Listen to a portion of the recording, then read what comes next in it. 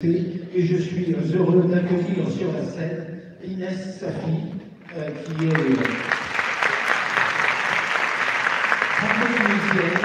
polytechnicienne, docteur en sciences, chercheuse au CNRS, spécialiste de la physique des conducteurs quantiques, mais aussi enseignante en histoire et en philosophie des sciences. Et nous sommes heureux de pouvoir donner des cours, elle et moi, ici à l'université pour les étudiants. Donc nous allons nous installer ici et nous allons continuer sur le sujet abordé ce matin, un sujet complexe, comme vous l'avez entendu. Nous allons revenir sur la question de l'interprétation de la physique quantique et aussi sur les ouvertures que cette physique quantique peut nous donner vers la question du sens, la question de la spiritualité et particulièrement la question de la spiritualité musulmane. Alors Inès, pour commencer, nous avons entendu donc les Phillips, Thierry Magnin, Andrew Briggs ce matin qui m'ont parlé de cette révolution quantique. Peut-être en quelques mots, peux-tu nous redire de ta façon de voir en quoi la révolution quantique est-elle vraiment particulière et finalement comment les pères fondateurs de la physique quantique, dont on a entendu parler ce matin, ont pu élaborer cette théorie qui était vraiment contraire à la physique de l'époque et même, on pourrait dire, ce qu'on appelle le sens commun. Merci Bruno, je suis très heureuse d'être là de nouveau pour ce colloque d'abord. Alors je pourrais reformuler effectivement ce qui a été dit en disant que la physique quantique ne peut pas, reste muette sur l'être et elle ne peut que parler du paraître. Et en fait, on a beau la soumettre à beaucoup d'interrogatoires depuis un siècle, mais elle reste muette, vraiment comme, on va dire, un accusé. Et je voudrais quand même, je suis pas tout à fait d'accord avec ce qui a été dit ce matin, avec tout le respect que j'ai pour ces grands scientifiques que nous avons le plaisir d'écouter. Je pense qu'il y a une affirmation qui prête à confusion.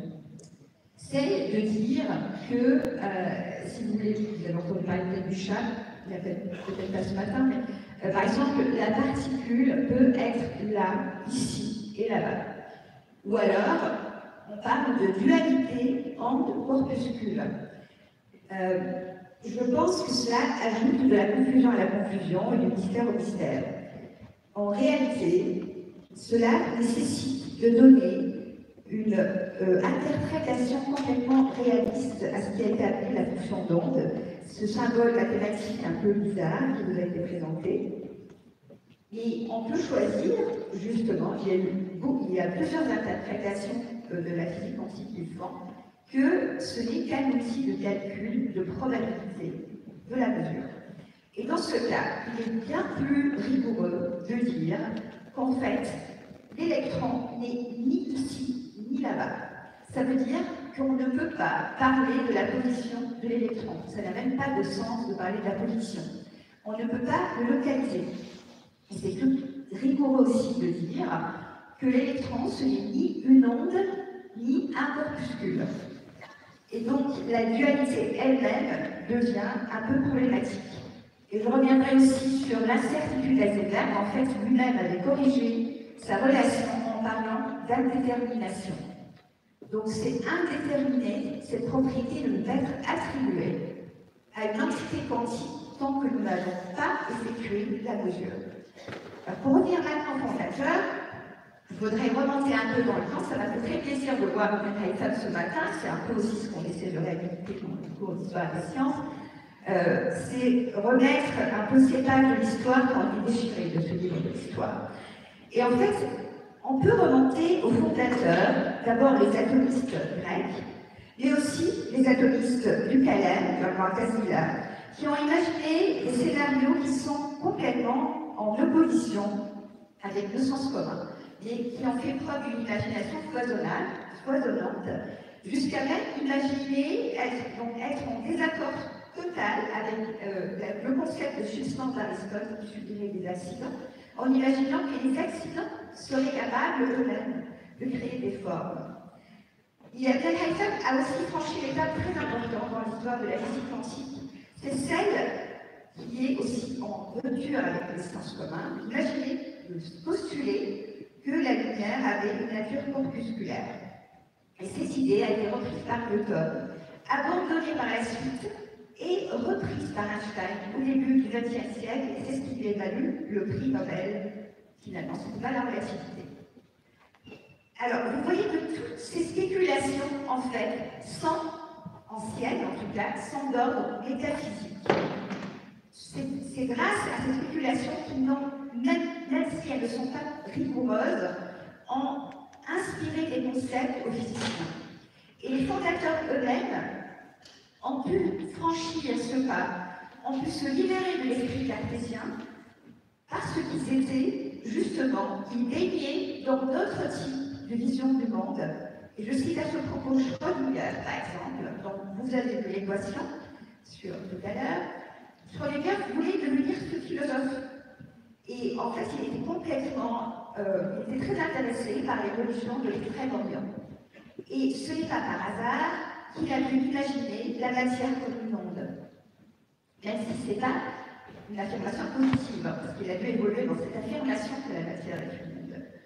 Heisenberg, lui, quand il avait élaboré l'étape déterminante aussi dans la physique quantique, et bien lui était en train de lire le livre de Goethe, le Diwan de Goethe, que Goethe avait écrit pour le grand poète musulman Hafiz. Voilà comment ils sont imprégnés par d'autres visions du monde qui leur ont permis d'apporter ces concepts originaux. Alors, contrairement à l'autre grande révolution qui s'est produite au XXe siècle, qui est la révolution de la relativité restreinte et générale, on a vu la photo d'Einstein tout à l'heure, la physique quantique a fait l'objet de très nombreuses interprétations philosophiques. Je crois qu'il y en a des dizaines et des dizaines, et en particulier, il y a un certain nombre d'interprétations qui mettent la conscience de l'observateur au centre vraiment de la compréhension que nous avons de la physique quantique. Est-ce que tu peux nous parler de ces interprétations dans lesquelles la conscience est fondamentale pour comprendre ce qui se passe au moment du processus de mesure, par exemple? Alors, je vais me contenter de citer deux types d'interprétations. D'abord, une ancienne, entre guillemets. Ce qui est intéressant, c'est qu'elle a été proposée par un physicien tout à fait sérieux qui s'appelle Wigner. Et Wigner a fait participer l'observateur. Pour lui, la conscience de l'observateur est ce qui cause, ce qui agit en causant l'effondrement de cette fonction d'onde au moment de la mesure. C'est ce qui pose le gros problème de la mesure qui a été abordé ce matin aussi. Ensuite, je vais rapidement, et je ne sais pas si ça va être très clair, parler d'une interprétation Hervé Firn. Je pense qu'il a été invité d'ailleurs par ailleurs à intervenir à l'université.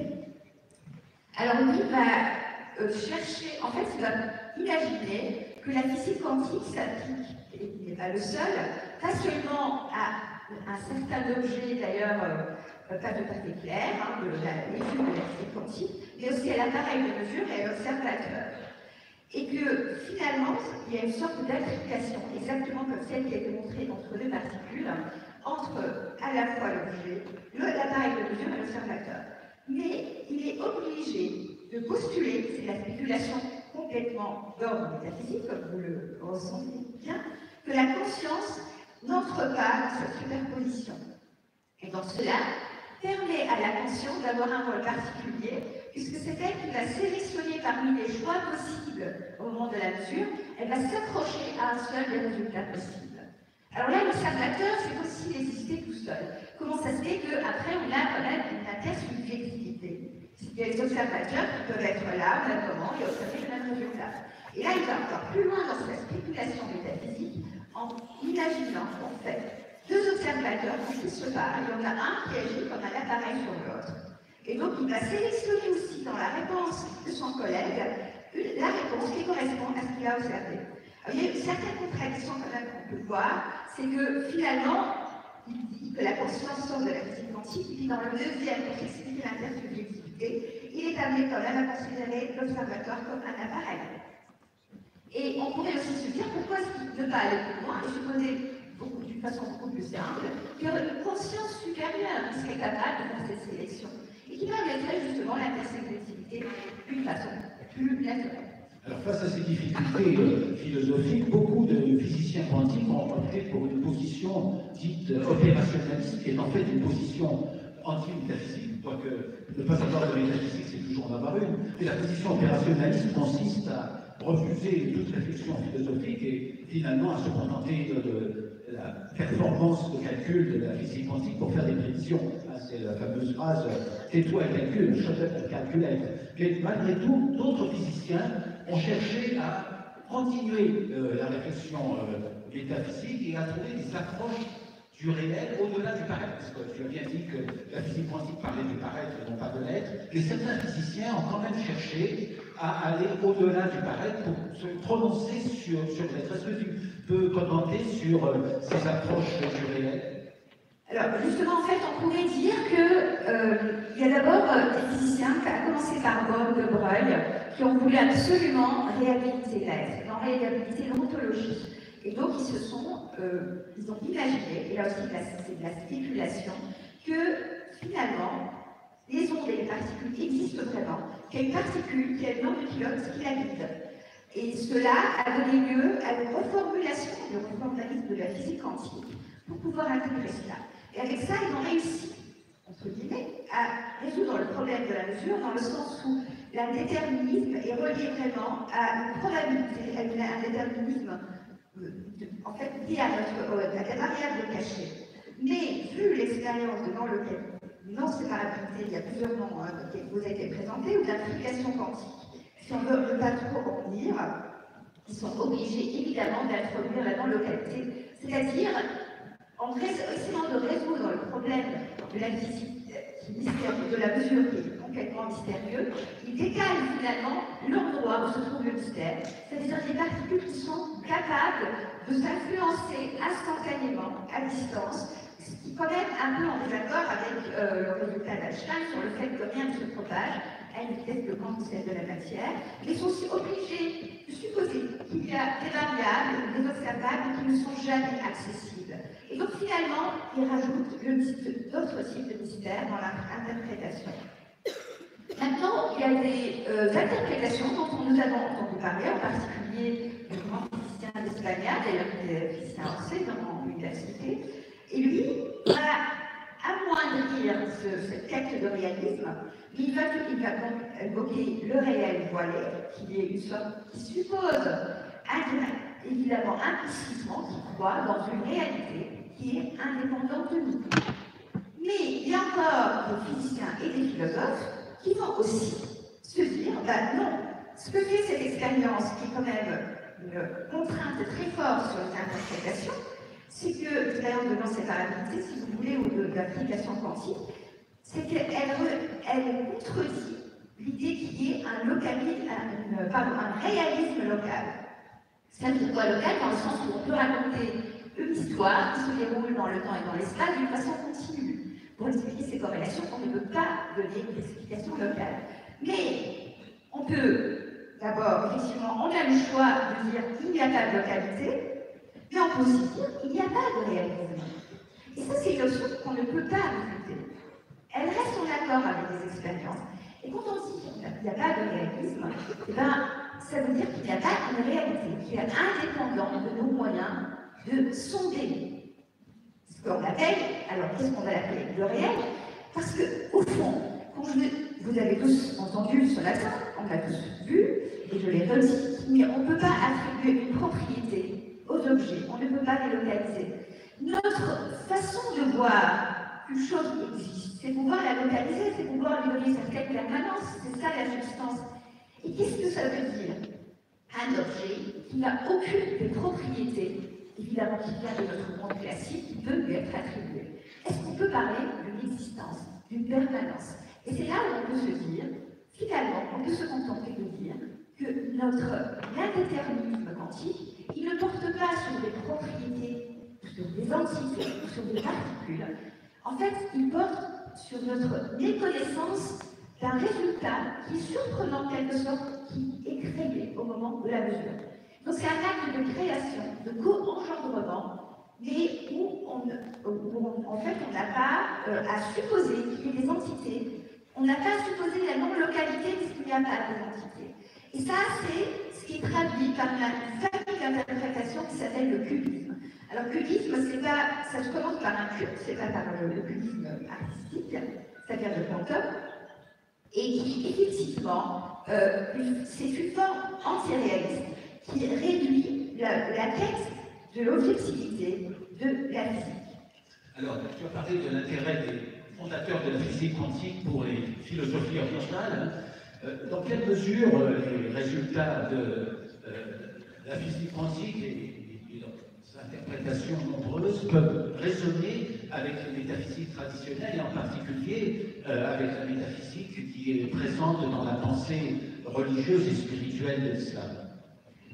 Alors, merci pour cette question, mais je vais peut-être la reformuler. C'est-à-dire que je ne pense pas, personnellement, que je vais m'appuyer sur les interprétations pour éclairer le cheminement spirituel. Je dirais que c'est l'inverse, c'est le top-down. C'est plutôt la spiritualité qui peut nous dire quelque chose sur le réel. Et la séparation entre science et religion ou spiritualité, dans le sens où la spiritualité ne porte pas sur ce monde, ne tient pas la route dans la cosmologie islamique, je veux dire, ou des cosmologies islamiques. Pourquoi? Parce que ce réel, on peut l'interpréter, mais par d'autres façons, par d'autres modes de connaissance. On peut l'interpréter parce que c'est un lieu où se manifestent les ayats, les signes divins. C'est un livre qui est analogue au livre coranique, qu'on interprète, mais aussi le livre cosmique a appel à être interprété. Et en fait, la vision, je dirais, le problème des interprétations de la physique quantique, c'est que très souvent, on est toujours face à des impasses, face à des paradoxes. Et donc, il est très difficile d'en sélectionner une et de dire que celle-ci va être la plus proche de la spiritualité. Je dirais qu'elle est ouverte, elles ont une approche négative de ces interprétations, en tout cas certaines, celles qui résonnent le plus personnellement avec ce que je pense, ce que je crois, c'est rester sur des approches négatives. On ne sait pas ce que c'est que ce réel, on ne sait pas si les choses existent ou pas. Et cela laisse la place libre. La science n'a pas à dire à la spiritualité ce qu'elle a à énoncer. Et en fait, dans la spiritualité islamique, il y a quand même des cosmologies qui sont complètement en opposition avec à la fois la substance d'Aristote, avec l'esprit cartésien. Et donc en fait, on a tout à l'heure, on a parlé d'une nouvelle vision du monde. Ces visions sont anciennes, on les a, et on a besoin de les réhabiliter pour changer notre rapport à ce monde, pour nous libérer, nous aussi, de cet esprit cartésien, de cette tendance à vouloir absolument une objectivité absolue, à donner une existence absolue aux objets qui seraient face à nous. Dans cette réalité, le tissage est naturel, il est là, parce qu'il y a le principe, l'horizon de tout musulman, c'est al-tawhid. C'est la réalisation de l'unification. Et vous voyez que au sein de l'unité, en fait, tout est réel à la qui est aussi le vrai. Et le mot, le vrai qui se manifeste, c'est al-wujud. C'est très difficile de traduire le mot wujud, c'est plutôt l'existence absolue, si vous voulez. Et en fait, on n'a plus l'idée d'une substance à laquelle on attribue de l'accident, mais c'est le wujud qui se manifeste, qui est tout ce qu'on voit, ce sont les théophanies. Al-wujud va prendre des attributions. Et en fait, il y a quelque chose de sous-jacent qui est unique. Et là, il y a l'importance d'interpréter le cosmos, puisque c'est le lieu des théophanies, de Tajalliyat. Et à partir de là, on peut imaginer, on peut faire peut-être, il y a une certaine résonance avec un livre de Michel Foucault qui défend le cubisme, et qui parle de la violente proximité du réel.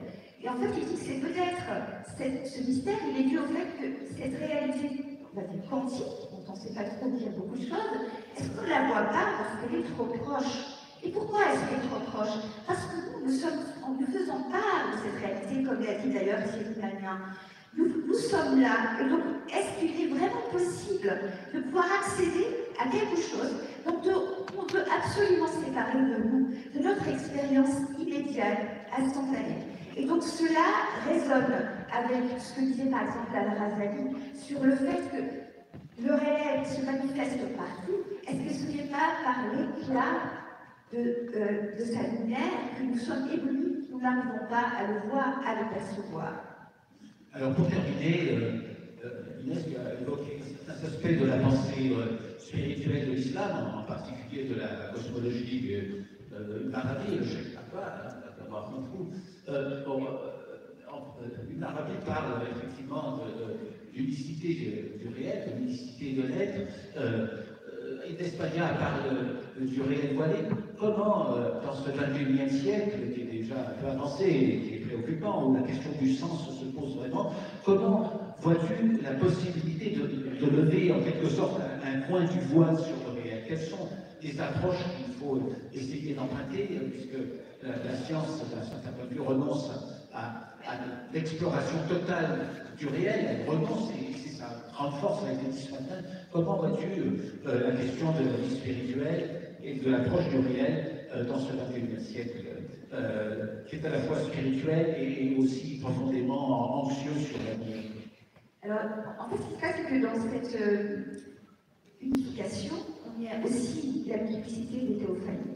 Et la spiritualité intègre la multiplicité des théophanies, mais aussi des niveaux de réel. Le réel, ça ne rejoint pas exactement ce que dit Maya. Les niveaux de ce réel, effectivement, peuvent aussi faire appel à d'autres modes de connaissance qui ne sont pas de l'ordre du rationnel ni de l'empirique. Et on peut les concevoir d'une façon par analogie avec le rêve. Le rêve, le contenu de nos rêves, ont une réalité. Et on pourrait imaginer que le rêve est à notre niveau de réalité par rapport à notre monde matériel. Mais on peut aussi imaginer que notre vie elle-même est à notre niveau de réalité par rapport à l'au-delà. Il y a une parole prophétique qui dit qu'en fait,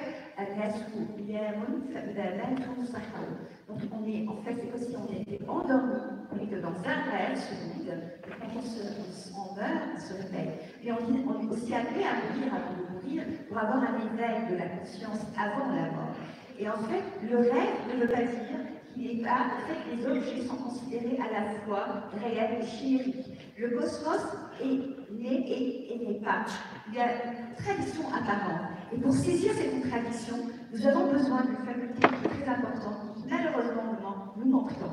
C'est la faculté imaginale.